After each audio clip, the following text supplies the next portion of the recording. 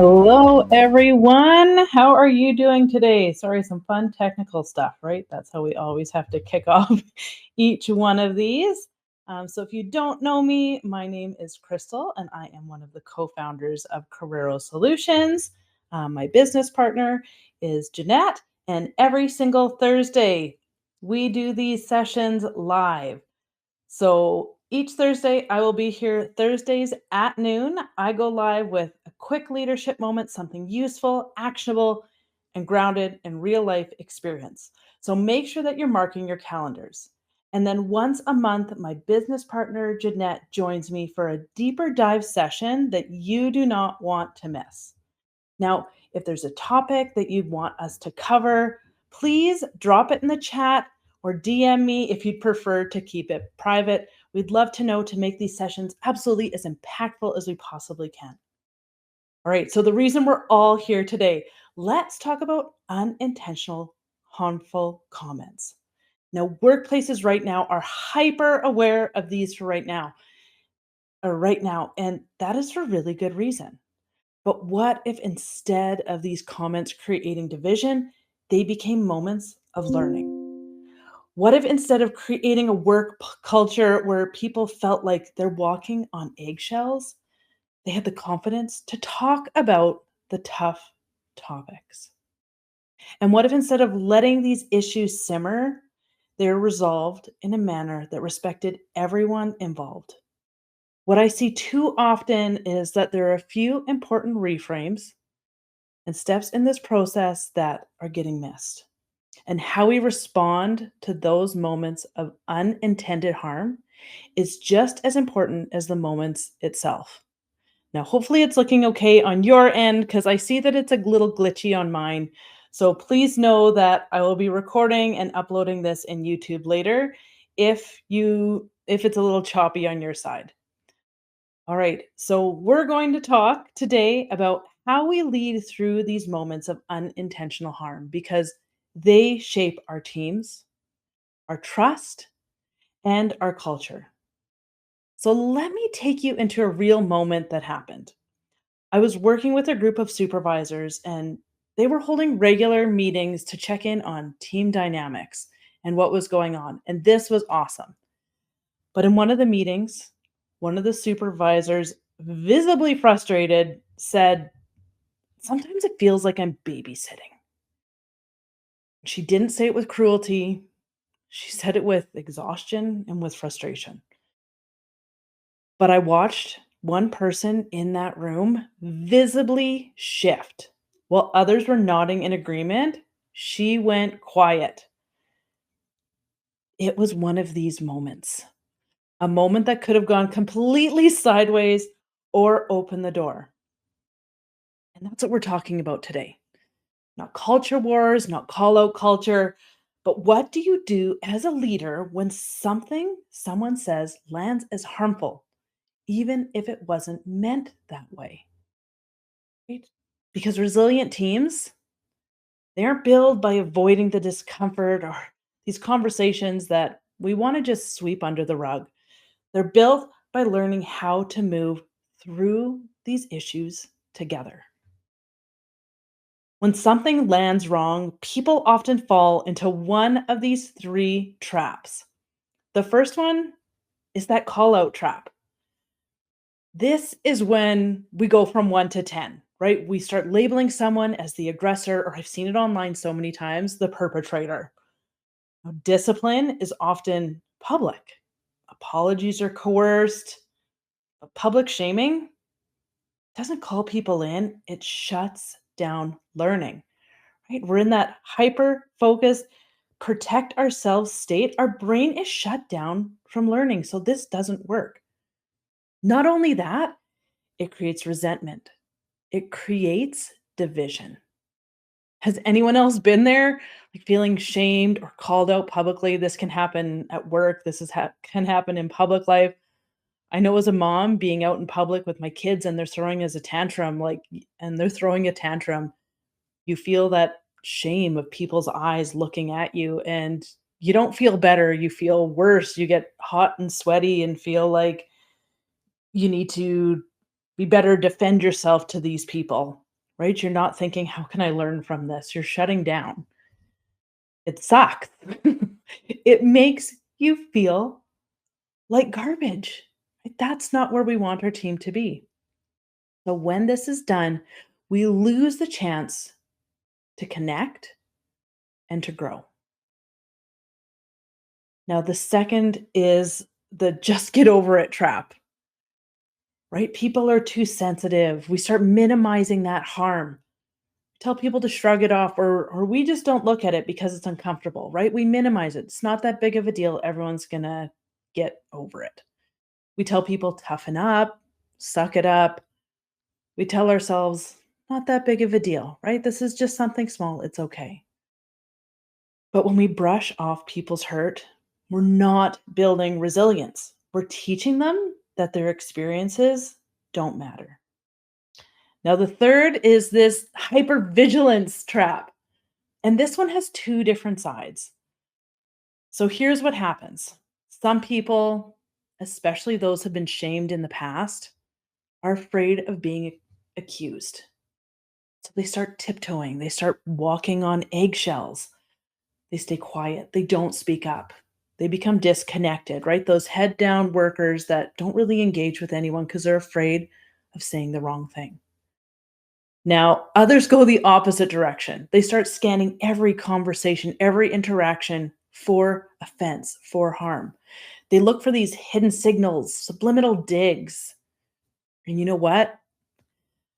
If your brain is trained to find harm, if that's what you're always looking for, you are going to find it. And that constant scanning, it's exhausting. It's terrible for your mental health.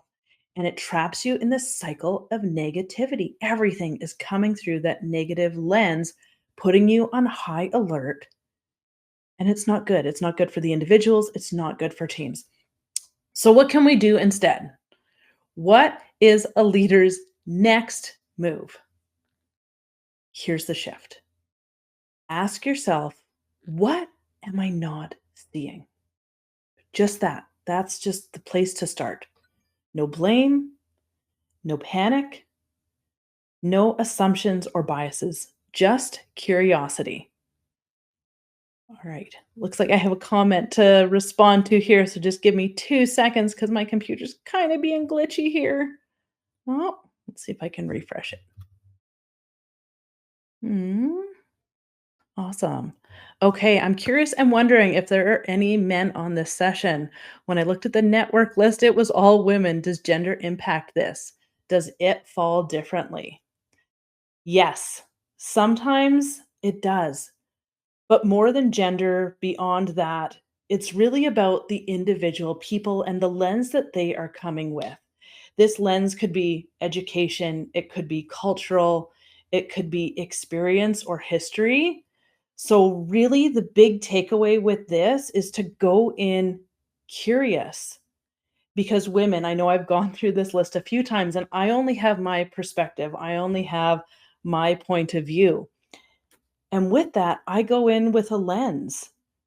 And what that means is I may be perceiving something as a threat and somebody else might not. But the woman sitting next to me may brush it off. So knowing those nonverbals, understanding your team, the dynamics that are happening, and not making assumptions, right? If you see that person recoil, having we'll go through the steps here in a second, but having the awareness enough to step in and making your team very aware that if they feel like something has happened, instead of shutting down, instead of closing down or reacting, to come and bring it to you as the first step. Of course, we want to move them past this, but then to empower them to have those conversations as well. So, gender 100% does play into this. Um, Gender does play into this, but it's also very important to not just come from a gender lens. Also look at what is it about our culture that makes us so dynamic, that makes us all so unique, and knowing that each one of those different lenses is going to contribute to how people are feeling these different comments, right? So my lens as a woman maybe different than your lens as a woman. Yes, I know most of my audience is females, because I think intuitively a lot of females get this, but many men do as well. And we're starting to see a big culture shift. So that's why I want to make you very aware that it's not just men, it's not just women, it's all different people, all different backgrounds. All right, so jumping back into what you can do. First thing you want to ask yourself is, what am I not seeing? So that pairs beautifully into this. So just that, right? Not looking at panicking, not looking at jumping in and being the fixer as many people want to be, not making assumptions or biases, just pure curiosity. So that question does three powerful things. First, it's going to reduce defensiveness because there's no accusations. The second is it's opening that space for reflection without shame, right? Not you're bad, you're good. Third, it's going to build that psychological safety. So, right when it's needed most, right? If everything's going great, psychological safety usually isn't the front of our mind. Psychological safety seems to come up when there's issues occurring. All right, I'm dual screening it. So if you see me looking at the side, it's because I'm trying to be aware of your comments that are happening as well. Really, really important. And this is one thing I want every single one of you to take away. This is not about getting it perfect. You don't have to be a perfect person. If you're not perfect, your staff will actually respect you more. The most important thing here is about staying present and being curious when things get tense, right? Not shutting down, but showing up. Okay, so let's get back to that babysitting comment that was made in the supervisor's meeting. Right away, I could feel it in the room. Something had landed wrong. After the meeting, I knew in that moment I needed to pay attention, and not to the drama, not by buying into it, by just by being present. Have you been in this situation before? If so, please type "been there" in the chat, right? When you know that something is off and you just get that, ugh, that feeling in the pit of your stomach. I knew it was time to have that conversation. And this is a three-step process. So if you want, take out your notebook, you can write this down. First conversation was with the person that was hurt. I went immediately to the supervisor, found a private location, the what the and to clarify, this is the supervisor that had gone quiet. Okay? And I didn't explain, I didn't defend, I didn't jump to her defense and try to save her. Instead, I asked, "Help me understand what landed in that moment that there was that shift." She told me that being compared to someone who needs babysitting felt really condescending. Like her professionalism wasn't being taken seriously. Her years didn't matter. Right? So we continued to talk and explore what was going on for her. That moment of listening mattered. I didn't call out the other person. I didn't tell her to toughen up, suck it up, or tell her, yeah, that was wrong. Instead, I just listened to her story, her perspective. This created space for her voice and for her story. Now, the second conversation, and you probably have guessed it, is with the person that made the comment. And I didn't come in with blame. I came in the same as I did with that other person. I came in with curiosity and asked, "Can we talk about that babysitting comment that might have landed a little different than you had intended?" And she paused, took a second to think, which is totally okay. Leave room for the silence. And then she said, "Yeah, I was so frustrated, but I can see how that may have came across disrespectful. And that's not what I meant." Awareness absolutely unlocked for this individual. No shame spiral, no defensiveness, just a willingness to grow. And that allowed us to have a conversation about how to show up, how to address things when frustrated. It was really an opportunity to coach this person versus blaming them and putting them in that bad person persona. Now, conversation number 3, and here's where we can get caught in not wanting to do it because this can be very uncomfortable. But bringing these 2 people together into a conversation that's genuine. And I got permission from them first because that's also very important. But I invited them both to a very short conversation, and each person was given the opportunity to share. So, what did they want the other person to understand about their experience? I wasn't there to finger point, to force an apology, or to dictate who was going to say what and the questions they were going to answer. I was just there to facilitate a conversation that allowed them to both feel safe and both feel understood. This is simple as just 2 people meeting in an open and honest dialogue in order to repair trust and move forward together.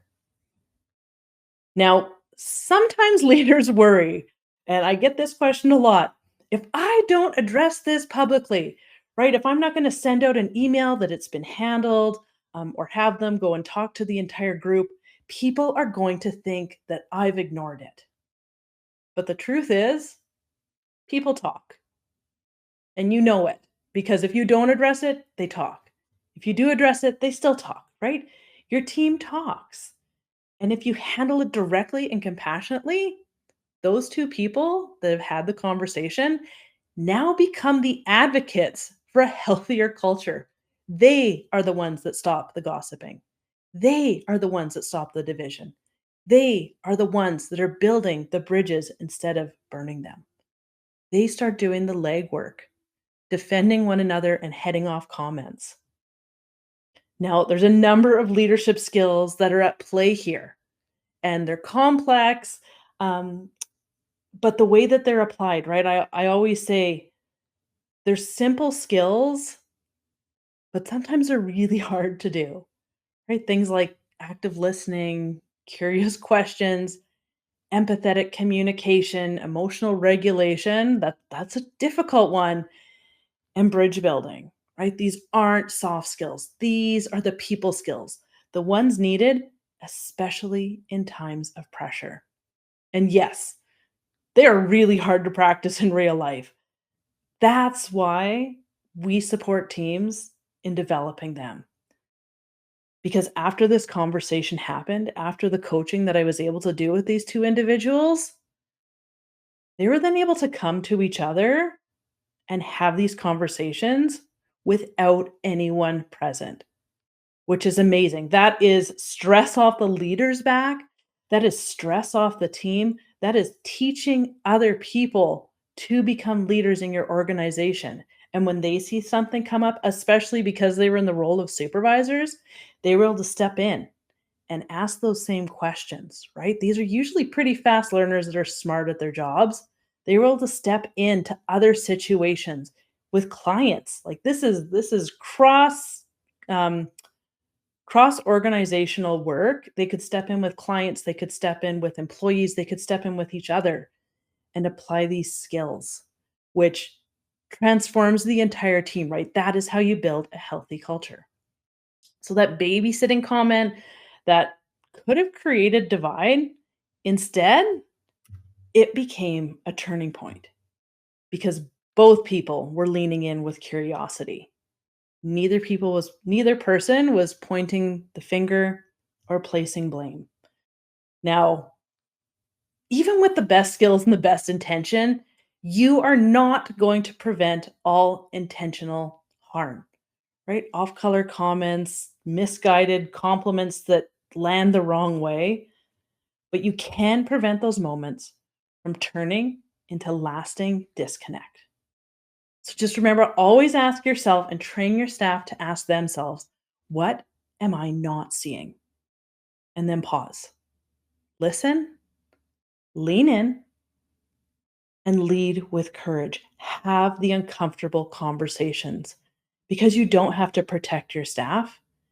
You have to train them and yourself to dive into the discomfort because so often we put up walls that don't need to be there because of avoiding these uncomfortable, like, ugh, gross in the gut feelings. Your team doesn't need a perfect leader, so don't feel like you have to get this right away.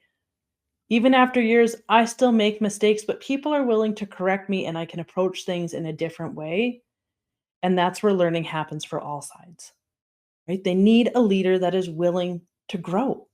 They need one who's willing to show up when it matters most and help them navigate that storm until they have the skills to do so on their own. Now, if you've ever been in a situation where something has landed wrong, or either as the speaker or the listener, that was kind of jumbled. So, if you've ever been in a situation where something has landed wrong, either as the leader or the listener, I'd love to know what you did in order to bridge that gap. So, whether you're joining me here live or whether you're watching the restream or on YouTube, drop a comment below. What skill did you use? What did you apply to help bridge that understanding gap? Right? Drop it in the chat, DM me. I would love to hear your story and the different tools and resources that you're using out there. Now, every week, I want to let you know that I release a new LinkedIn newsletter. It covers topics that help leaders improve the dynamics of their mission driven teams, right? You're the people that get this, right? That love the fact that your team is passionate, that get that there's a higher purpose, a higher calling for the things that you're doing. And that's who this newsletter is designed for, right? Teams that it's not just a job, this is a passion, this is a lifestyle. You are contributing to something bigger. So if you're not signed up already, head there. It is full of free resources, tools, and other helpful hints to help elevate your team and your leadership. I'm going to drop that in the chat right now. Let me know if you've hit the thumbs up on this video if you joined the newsletter. That's fantastic.